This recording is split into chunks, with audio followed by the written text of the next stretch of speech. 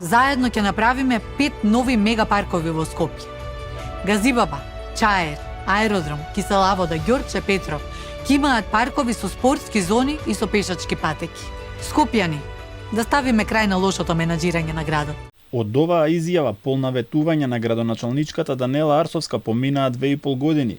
Од тогаш до сега од ветените 5 големи паркови во Скопје, Арсовска едва и направи еден во Ѓорче Петров и тоа далеку помало од оно што беше предвиден во незината програма.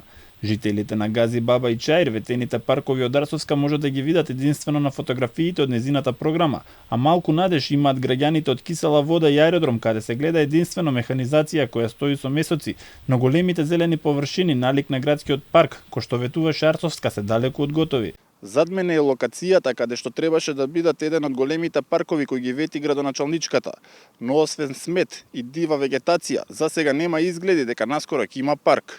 Арсовска најавуваше дека Скопје ќе стане еколошки град со чист воздух и зелени површини, а според незадоволството на граѓаните, главниот град никогаш не бил понечист. Ама со малиот персона не мрдна за Скопје. Што направи за Скопје? Ништо. Тонеме во ѓубре, несредено, никако. Ич не сум задоволен. Тоа што требаше да го направи, го изостави, не го направи.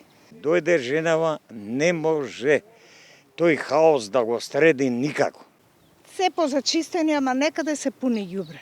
Не гледам паркови дека градат, ја тука повеќе шетам, ама еве мостот зезна работа, не сака да продолжи натака. Нити се исчистени, нити средени, нити кај што живеам некој дошол да измете или да среди.